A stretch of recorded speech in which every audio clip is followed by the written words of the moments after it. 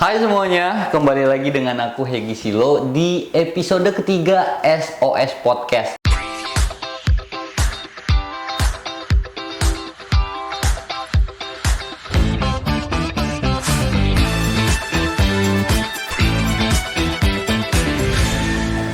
kerasa ya teman-teman, kita udah masuk di episode ketiga nih, dimana episode sebelumnya kita udah bahas tentang operational SOS. Nah, kali ini kita akan bahas tentang quality check, di mana ini adalah part yang sangat penting. Dan teman-teman tahu, kita kan distribusi makanan, kita terima dari hotel, kita terima dari donor, kita distribusikan. Tetapi ada part yang paling penting sebelum pendistribusian makanan ini, yaitu quality check. Dan tentunya quality check ini akan dilakukan oleh Food Safety Coordinator. Kita akan bahas, kita akan ulik tentang semua quality check ini. Dan tentunya kita punya guest star yang emang udah expert di bidang itu. Sebelum kita panggilkan guest star yang super duper kece ini, teman-teman lihat nih ada tumbler. Nah, kalau teman-teman pengen jalan keluar, udah pastinya bawa tumbler dong. Selain daripada saving money, ini juga saving the earth. Kenapa? Kita nggak perlu beli botol plastik. Kita cukup pakai tumbler, bawa, udah minum. Ke coffee shop bawa tumbler boleh. Nah, kalau teman-teman butuh dan mau tumblernya SOS nih, teman-teman boleh DM ke Instagramnya kita, Scholars of Sustenance ID. Dan ketika teman-teman udah beli tumbler ini nih, selain beli ini juga berarti akan feeding more people. Beli tumbler berarti feeding people. Baik, nggak usah lama-lama lagi, kita panggilkan guest star kita, yaitu Kak Yuni. Halo, apa kabar? Hai Kak Yuni, apa kabar? Baik. Sehat? Sehat dong, gila. Alhamdulillah. Di luar lagi mendung nih. So, Hati mendung enggak? ya enggak lah, gila. enggak Dia dong. soalnya kok kita mendung. Oh iya, Tahu, iya. gila. Nih Kak Yuni, kita akan bahas tentang quality check. Kan Kak Yuni ini Food Safety Coordinator ya, yang notabene-nya ngecek makanan nih ya. Betul. Nah, sebelum kita bahas lebih lanjut nih Kak Yuni, boleh sapa-sapa dulu dong penonton kita yang ada di luar sana. Halo, subscribernya SOS, apa namanya Iya. channelnya? Podcast SOS. Podcastnya SOS. Thank you for joining us. Oke. Kak Yuni nih, sebelumnya nih ya Kak Yuni, udah berapa lama nih kerja di SOS? Oke, kerja di SOS ya? Oke, dari 2017. 2017 sampai 2022 ya, cukup Yes. lama dong. Sebagai Food Safety Coordinator. Sebelumnya food hygienist dulu, Oh, kemudian food sering hygiene. berjalannya waktu menjadi food safety coordinator. Oke, pokoknya masih bagian yang quality check berarti dong. Tentu. Oke, Kak Yuni, kalau misalnya ini nih SOS kan sebagai Yayasan Dharma Pangan ya, yang mengumpulkan dan menerima makanan dari donor. Betul. Nah, sehari itu sudah berapa banyak yang SOS terima? Berapa kilo mungkin? Oke, mungkin perbandingan dulu ya. Oke. Kalau sebelum COVID nih, kita tuh antara 300 sampai 500 kilo. 300 sampai 500 kilo sebelum COVID loh teman-teman COVID. semuanya. Gila, banyak banget loh itu. Tapi kita drop karena COVID. Kita Oke. cuma dapat low than 100 kilogram. Tapi kita bisa balik lagi. Bali struggle, everyone struggle karena kita sudah masuk di endemic. And now kita 100 sampai 150 dan it will be going up. Higher lagi ya, lebih tinggi lagi Ya, semoga nantinya ya. semoga Pastinya ya. Bali sehat lagi. Wah, 300 sampai 500 kilo sebelum COVID. Setelah COVID 100 sampai 150 kilo per hari. Dan harapannya pasti akan lebih dong. Iya, balik lagi deh. Oke, berarti kalau itu kan pasti banyak makanan yang akan diberikan oleh donor dong. Ya. Itu tipe-tipe makanan yang kita terima tuh biasanya kayak gimana tuh Oke. kayak gini? Oke, makanan sih biasanya yang kita terima itu kan ada yang makanan matang sama makanan yang mentah dan makanan kemasan. Tapi mostly itu sekitar 70%-an itu adalah makanan matang. Makanan yang kita dapat dari leftover buffet itu prasmanan deh kita bilangnya. Itu yang kita collect, kita pick up dari hotel yang memang mereka sudah selesai dengan buffet, tapi makanannya tuh layak banget, Layak. tapi nggak bisa lagi untuk di serve. gitu. Oke, aku paham. Nih aku kan pernah juga nih nginap di hotel.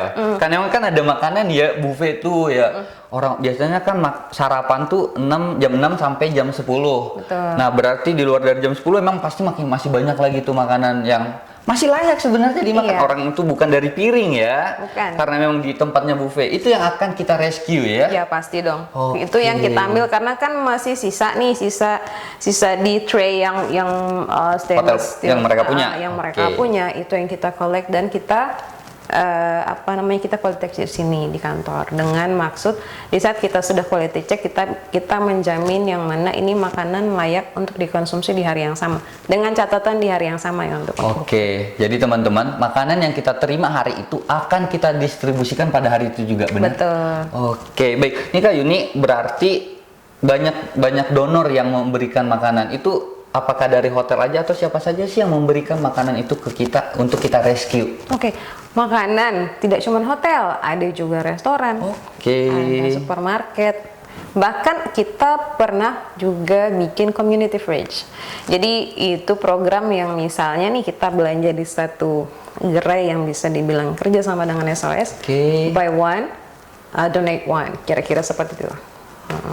Dan itu semua harus dicek kayak, mereka yang terima makanan dari kita, kalau bisa harus dalam kondisi baik, walaupun itu adalah leftover. Oke, baik. Berarti ini kan tadi kalau yang donatur ya, yang memberikan makanan itu ke kita, ke SOS, itu bisa dari supermarket, hotel, restoran juga dan ada ya. juga ada supplier event manufaktur. Oke. Kita juga pernah kerjasama dengan yang namanya ada satu bisa dibilang seperti food bank juga, Oke. dan itu kita juga we saving ya. Apa sih itu tadi dibilang Hegi? Rescue. Oke, kita rescue makanan-makanan yang mereka berikan sebelum dia ya. jadi gundukan di Jadi food waste. lebih baik kita rescue nih. Oke. Tapi kalau misalnya nih ini kan Bali ya Kak, tentunya banyak ada orang-orang yang pengen pindah nih dari Bali. Mereka mungkin punya stok makanan, apakah itu kita terima juga tuh yang perorangan? Perorangan bisa. Oh, bisa juga banget. ya. Pas waktu COVID itu malah seperti itu yang terjadi. Itu yang terjadi. So, kita dapat banyak sekali personal donation. Contoh, orang donasi beras 2 kilo, 5 kilo, instant noodle, dry pasta, apapun yang mereka masih punya stok. Before they left Bali, mereka taruh di sini, mereka donate, bisa bermanfaat untuk masyarakat Bali yang membutuhkan. Berarti nggak harus banyak, nggak harus 100 kilo, nggak harus 50 kilo, 2 kilo, 3 kilo kita terima ya Kak ya? Iya dong. Oke, berarti ketika makanan itu sudah kita terima nih Kak, baik kita tahu nih, Kak Yuni tahu dari mana itu makanan itu layak. Oke, pertama dari penampakannya dulu. Oke. Kalau dia makanannya matang, pasti kan kita kan pakai kontainer plastik. Kita di sini sebutnya kontainer plastik. Oke, let's say this is the container. Ini kontainernya. Baru dibuka aja nih, misalnya dia aromanya sudah lain, itu pasti non-edible food. Sudah pasti baunya tidak normal. Misalnya nasi goreng deh yang gampang, yang everybody knows, yang semua orang tahu. Pas dibuka aromanya bukan nasi goreng, itu tidak layak sama sekali. Tetapi ada juga yang kita cek bukan cuma dari situ aja. Misalnya kita cium aromanya masih bagus nih, puterin dulu. Kita lihat permukaannya dia masih bagus atau tidak. Jadi itu yang terkadang misalnya masih bagus sebenarnya makanannya.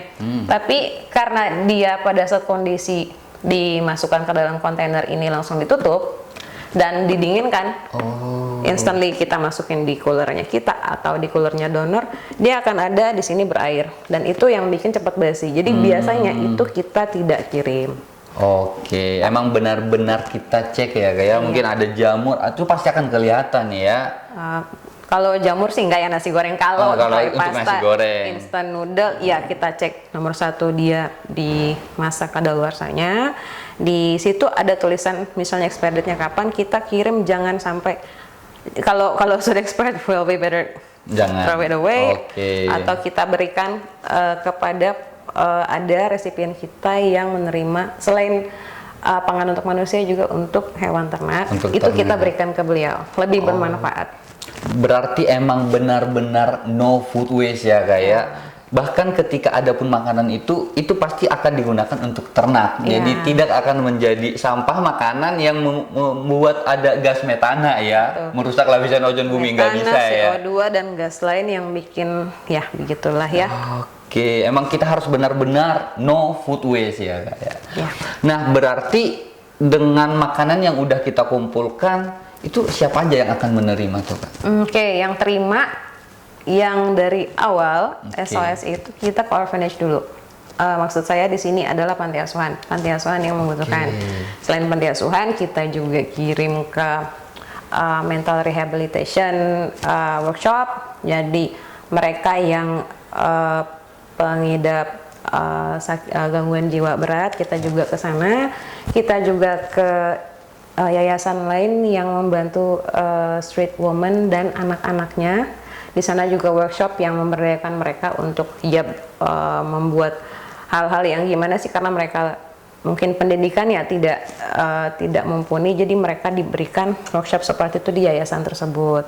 Dan juga kita kirim ke para low income families misalnya yang sampai sekarang masih ada terdampak dari COVID yang dirumahkan. Dan juga ada yang sampai sekarang kita masih tetap continue kita kirim ke para pemulung ya. Mereka juga memerlukan.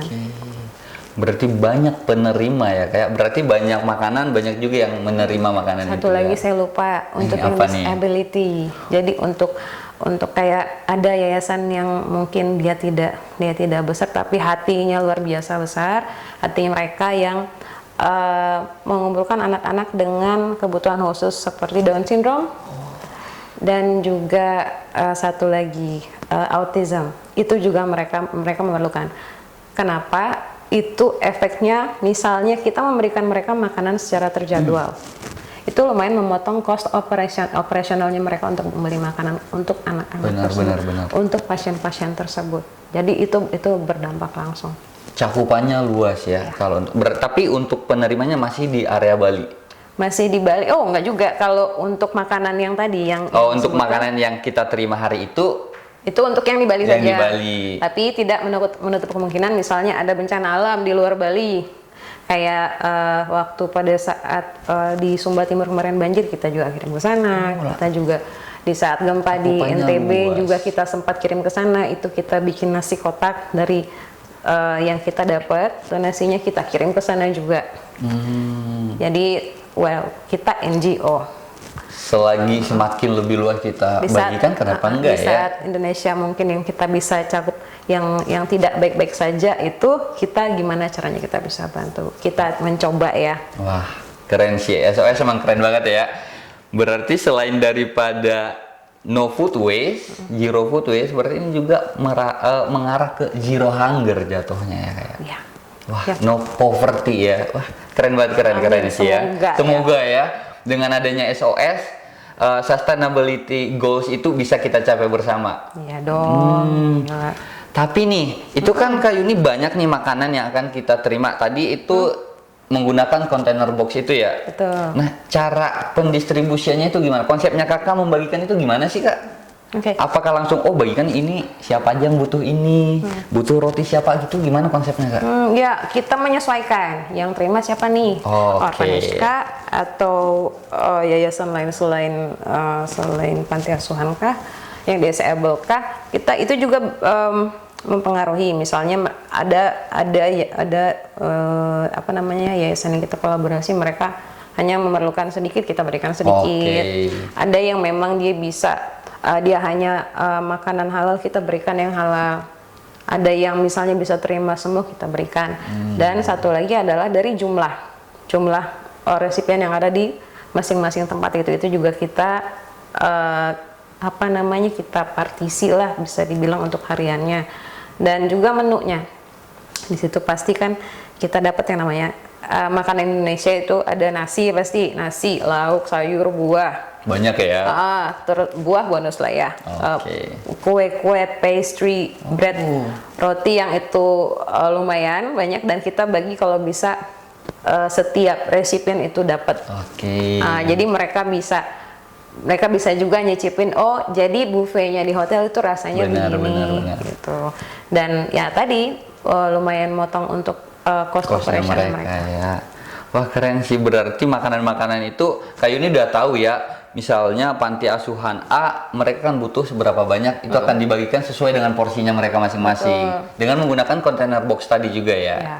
Oke. Jadi kontainernya juga sebisa mungkin kalau bisa jangan dibuka tutup terlalu sering, karena itu kan juga ya gimana sih, suhu penting. Benar, nggak udaranya nggak keluar masuk gitu ya. Bukan biar tutup. Lebih. Iya. Kalau bisa udaranya itu tetap sama gitu. Biar nggak terlalu banyak kontaminan. Jadinya terkontaminasi. Paham. Dan juga suhu berpengaruh, makanya kenapa kalau misalnya mungkin ada yang lewat depan kantor SOS ngeliat saya lagi nimbang tuh kayaknya buru-buru banget. Ya, pasti buru-buru banget. I have deadline di sini yang gimana caranya nih makanan jangan sampai di sana tuh basi. Iya. Di tangan terakhir di resipien. Kalaupun misalnya ada yang misalnya sampai di sana yang mungkin sudah ada bau, di resipien pun mereka sudah diberikan informasi kalau memang sudah ragu langsung throw away, jadi jangan dikonsumsi. Tapi itu sudah sedikit sekali sekarang sudah lumayan lah. Oke, semuanya udah emang all is well gitu ya, all is good gitu ya kayak. So trying to keep it well. Oke. Kita harus tetap. Baik, berarti ini Kak, dari tadi kan Kakak Kayuni bilang ada 100 sampai 150 kilo per hari. Sebelum Covid tuh ada sampai 300 sampai 500 kilo per hari. Rata-ratanya. Kalau nih semenjak SOS berdiri, udah berapa banyak makanan yang dikumpulkan, yang di-secure lah, yang di-rescue sama si SOS ini? Oke, untuk total ya. Lebih dari 760 ton. Lebih dari, aku merinding nih. 760 ton makanan yang sudah direscue sama SOS. Bayangin gak guys? Sebanyak itu loh, 760 ton. Padahal mulai dari tahun 2017, 18, 19, 20, 21, 22. Jadi keren loh itu. 760 ton itu feeding people. Jadi nggak lari ke tempat sampah, nggak lari mencemari lingkungan. Yang kita masih bisa save, why not? Benar banget. Itu sebanyak itu ya, kayak bayangin nih teman-teman, makanan yang surplus food ya. Kita menyebutnya surplus food ya, kayak surplus food yang bagus itu, yang tadinya daripada harus ke tempat sampah, ke TPA, itu masih bisa kita gunakan untuk feeding more people. Karena biasanya sebenarnya sih itu kan makanan yang layak, cuman kan standar dari hotel bintang 5 itu whenever it's done, boom, buang gitu ya kayak. Padahal masih baik, ini masih bisa dimakan sebenarnya kayak gitu. Daripada dibuang, kita rescue, feeding more people, save the environment. Wah, itu bagaikan satu pepatah yang mengatakan sekali mendayung 20-30 terlampaui ya. Betul. Keren banget. Contoh makanan nih yang misalnya untuk logika kita deh pada umumnya. Ayam goreng deh buat orang sarapan di hotel ya. Ayam goreng yang dia kering and it's leftover and it's thrown away. Sebelum SOS misalnya kerjasama dengan donor ini nih, dibuang terus tuh ayam goreng. Masih bagus loh. Kebayang nggak pagi kalian goreng ayam nih? Itu masih tahan loh sebenarnya sampai sore. You still can consume it. Benar. Tapi dibuang. Itu yang disebut surplus food. Itu leftover yang dipunya yang kita selamatkan. Jadi jangan dipikir kalau misalnya leftover tuh yang bentukannya udah gimana gitu. Kan kalian juga bisa dengan logika kalian aja. Masa iya sih maksudnya segini langsung dibuang? But that happens. Dan kita di sini untuk itu. Wah, keren banget Kak Yuni. Makasih banyak loh Kak Yuni. Ini aku sampai merinding, merinding. Pada penampakan. Sebanyak itu ya. Sekeren itu. Nah, sekeren itu SOS dalam rescue makanan, save the environment. Wah, keren banget. Makasih banyak Kak Yuni udah ngasih banyak informasi ya teman-teman yang udah kita terima dari proses pengambilan makanan tadi dari hotel hingga kita distribusikan ke penerima, bahkan dampak yang udah diberikan dari kegiatan yang udah kita lakukan itu tuh. Wah, makasih banyak Kak Yuni. Mungkin nih Kak Yuni sebelum kita close podcast episode ketiga kita kali ini Kak Yuni mungkin ada ingin menyampaikan sesuatu nih untuk para penonton yang ada di luar sana. Apa ya? Selebel? Salah. Bukan. Bukan ya. Okay, so it's a bit serious. Mungkin untuk kalian di sana ya, kalian yang nonton ini, kalian yang denger ini, siapapun kalian, berapapun umur kalian punya makanan, makanlah secukup yang perut kalian bisa aja ya. Jangan berlebihan, karena yang berlebihan itu nanti buang ke tempat sampah. Okay? Wah, bener banget. Thank you so much. Makasih banyak Kak Yuni, dah semuanya. Bye.